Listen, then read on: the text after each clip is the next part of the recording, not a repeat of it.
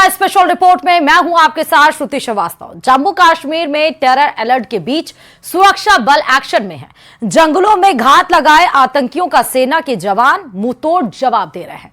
आतंकियों के खिलाफ ऑपरेशन में सेना की बटालियन के साथ जम्मू कश्मीर पुलिस भी अब शामिल है।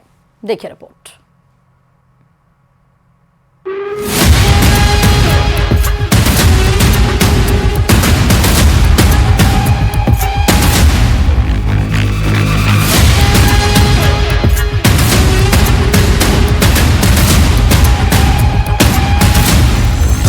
रियासी,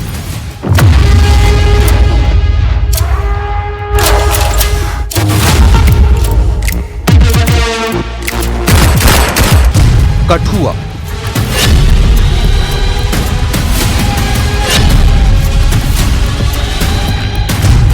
डोडा, नौशेरा। आतंक का अगला टारगेट कहां? जम्मू कश्मीर में टेरर अलर्ट है, सुरक्षा बल एक्शन में है, एनकाउंटर जारी है, सर्च ऑपरेशन चल रहा है, ड्रोन से निगरानी हो रही है। जम्मू कश्मीर की सड़कों पर बख्तरबंद गाड़ियां दौड़ रही हैं। सेना और सुरक्षा बल बड़े ऑपरेशन में जुटे हैं क्योंकि दहशतगर्दों की टोली दीमक की तरह अपने बिलों में कई झुंड बनाकर बाहर निकली है। सरहद पार से घुसपैठ कर आए आतंकियों के गिरोह जम्मू कश्मीर के जंगलों में घात लगाए बैठे हैं। अब तक 4 इलाके में आतंकियों की आहट के निशान मिल चुके हैं। 9 जून से शुरू हुए टेरर अटैक में अब तक जो हुआ है वो खून खौलाने वाला है। जम्मू कश्मीर में आतंकी कैसे कायर हमले को अंजाम दे रहे हैं वो जानिए। 12 जून की दोपहर जम्मू के राजौरी जिले में नौशेरा में संदिग्धों को देखे जाने के बाद से सिक्योरिटी फोर्स अलर्ट पर है। नौशेरा के कलाल इलाके की घेराबंदी कर सुरक्षा बल सर्च ऑपरेशन चला रहे हैं। 11 जून को आतंकियों ने भद्रवा पठानकोट मार्ग पर 4 राष्ट्रीय राइफल्स और पुलिस की ज्वाइंट चेकपोस्ट पर फायरिंग की। आतंकी हमले में 5 जवान और 1 स्पेशल पुलिस ऑफिसर घायल हो गया। 11 जून दहशतगर्दों ने जम्मू के हीरानगर के सैदा सुखल गांव में ग्रामीणों पर पानी नहीं देने पर फायरिंग कर दी थी। आतंकियों की खबर मिलने के बाद मौके पर पहुंचे डीआईजी और एसएसपी पर आतंकियों ने हैंड ग्रेनेड से हमला किया था। 9 जून को जम्मू के कंदा इलाके में शिव खोड़ी से कटरा जा रही बस पर आतंकियों ने 25 से 30 राउंड फायरिंग की थी, जिसमें ड्राइवर को गोली लगने के बाद बस खाई में जा गिरी। 9 जून को हुए टेरर अटैक में 9 श्रद्धालुओं की मौत हो गई और 41 घायल हुए। मतलब ये कि सरहद पार बैठे मौत के सौदागर बिलबिलाए हुए हैं। पाकिस्तान की पालतू पलटन भारत में कत्लेआम मचाने के लिए भेजी गई है, मगर आतंकी आकाओं के फरमान पर खून खराबे का कॉन्ट्रैक्ट लेकर जम्मू कश्मीर में घूम रहे आतंकियों का खात्मा भी उतनी ही तेजी से हो रहा है। अब तक मारे गए दहशतगर्दों का सीधा कनेक्शन पाकिस्तानी खुफिया एजेंसी से जुड़ता दिख रहा है। चित्रकला में अभी रात को आपको जैसे पता है कि हमारा एक ऑपरेशन आर्मी, सीआरपीएफ, पुलिस सभी का एक जॉइंट ऑपरेशन वहाँ पर उस इलाके में चल रहा था। तो उस जॉइंट ऑपरेशन के तहत जब टेररिस्ट एक्सचेंज फायर हुआ है तो उसमें उस इलाके को पूरा कॉर्डन में लिया गया। अभी ऑपरेशन वहाँ जारी है। तो आतंकवादियों को मार गिराया गया है और अभी सर्च ऑपरेशन इलाके में चल रहा है। कुछ पाकिस्तान मेड भी है, कुछ चीजें हैं जो कि ये नया इन्फिल्ट्रेटेड ग्रुप है जिसमें कि जिस इस इलाके में आया है और ज्यादा आतंकवादियों की छिपे होने की भी संभावना है। तस्वीरें जम्मू के कठुआ में एनकाउंटर में ढेर हुए दहशतगर्दों की है। आतंकी के पास से हथियारों का जखीरा बरामद हुआ है।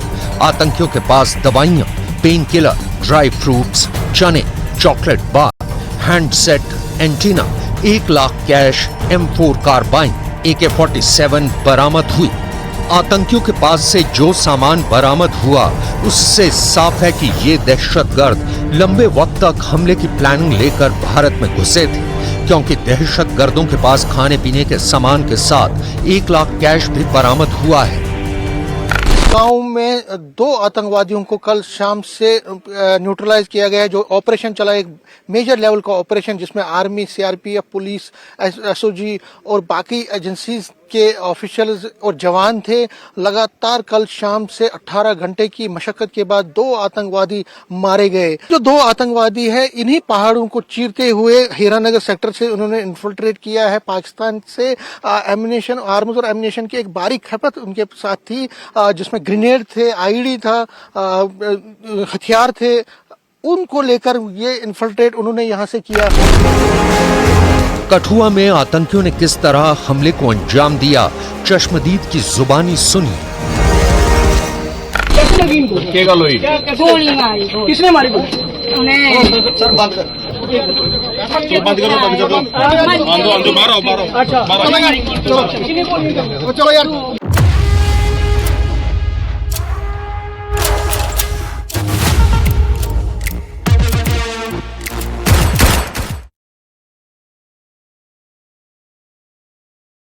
है सुरक्षा बल की मुस्तैदी से कश्मीर घाटी के कुपावड़ा में एक आतंकी की गिरफ्तारी भी हुई है।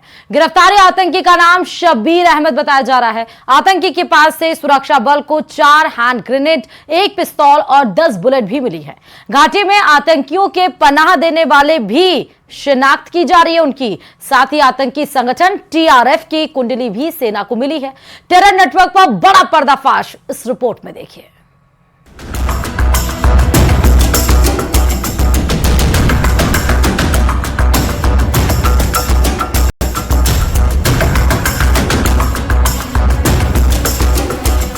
हाफिज मोहम्मद सईद और टेरर प्रोफेसर,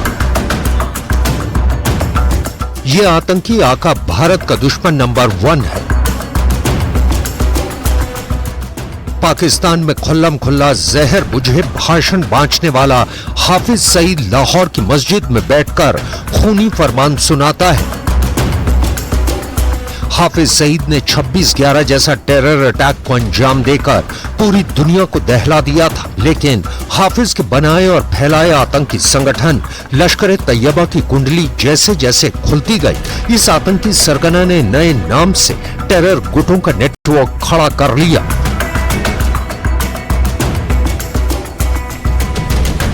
हाफिज सईद के बारूदी दिमाग की उपज है टीआरएफ, जिसका पूरा नाम है द रेजिस्टेंट फ्रंट।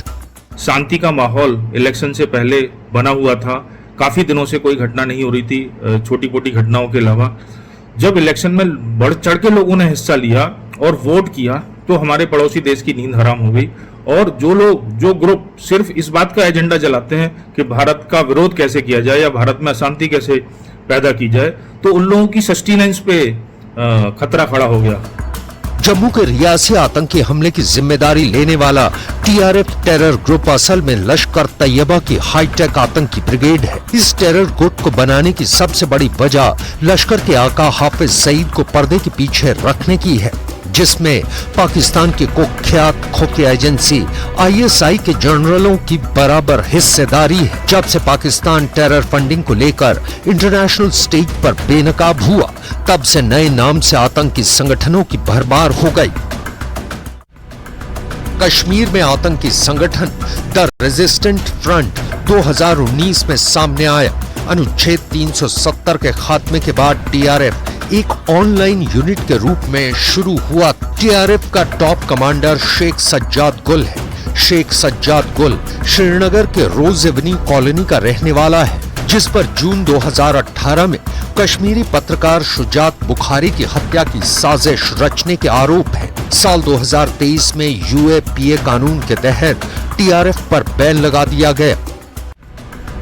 टीआरएफ की तरह घाटी में कई आतंकी गुट नाम बदलकर फन उठा रहे हैं, जिसमें जम्मू कश्मीर गजनवी फोर्स और पीपल्स एंटी फासिस्ट फ्रंट के नाम सेना के हिटलिस्ट में टॉप पर है। गजनवी फोर्स को जैश-ए मोहम्मद से फंडिंग मिलती है। ये सीधे आतंकी हमला करने की बजाय सोशल प्लेटफॉर्म पर आतंकी नैरेटिव सेट करता है और लोगों को भड़काता है। गजनवी फोर्स घुसपैठिए आतंकियों के मददगार ओवरग्राउंड वर्करों का नेटवर्क भी तैयार करता है। रियासी आतंकी हमले में इन्हीं ओवरग्राउंड वर्करों का बड़ा रोल माना जा रहा है, मगर सुरक्षा बल की मुस्तैदी और सेना की सख्त निगरानी से आतंकी गुटों की तमाम साजिशें नाकाम हो रही हैं। घाटी में आतंकी वारदातों में भारी कमी प्रमाण है कि पाकिस्तान परस्त दहशतगर्दों का अंत करीब है।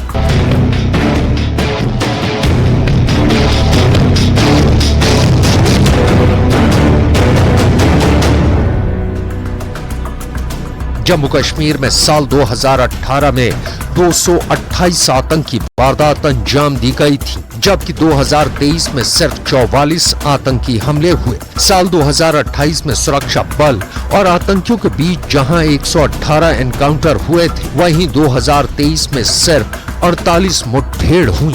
2018 में आतंकी हमले में जहां 55 लोगों की मौत हुई थी, वहीं 2023 में ये आंकड़ा सिर्फ 13 तक सिमट गया।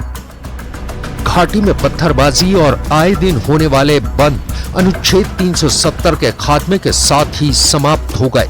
घाटी में लौटा यही अमन सुकून पाकिस्तान में बैठे आतंकी आकाओं को रास नहीं आ रहा। हाल ही में हुए लोकसभा चुनाव में हुई बम्पर वोटिंग ने भी पाकिस्तानी सेना और उसके पालतू आतंकियों के लिए जोर का झटका साबित हुआ।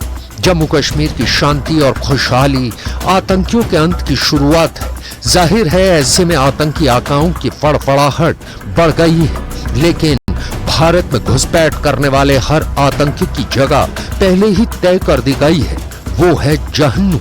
जम्मू के जंगलों में छिपकर बैठे आतंकियों का डेथ वारंट रिलीज हो चुका है। सेना से सामना होते ही दहशतगर्दों को दफन कर दिया जाएगा।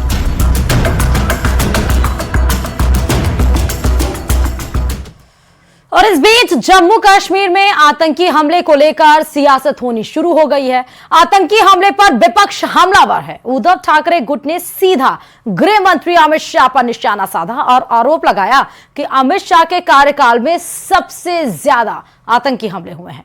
देखिए रिपोर्ट।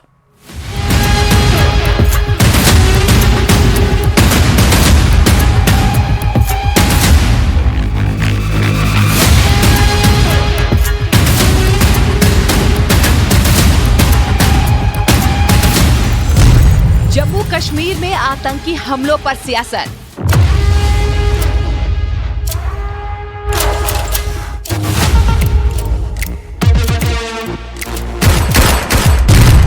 आतंकी हमलों पर विपक्ष हुआ हमलावर।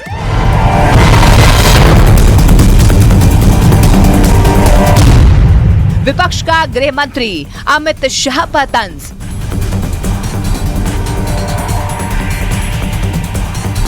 एक तरफ जम्मू से लेकर कश्मीर घाटी तक सुरक्षा बलों के जवान आतंकियों से लोहा ले रहे हैं, जवाबी कार्रवाई में उन्हें मौत के घाट उतार रहे हैं, तो दूसरी तरफ इन आतंकी हमलों को लेकर सियासत गरमाने लगी है। शिवसेना यूबीटी के संजय राउत ने सीधे सीधे गृह मंत्री अमित शाह पर बड़ा हमला किया।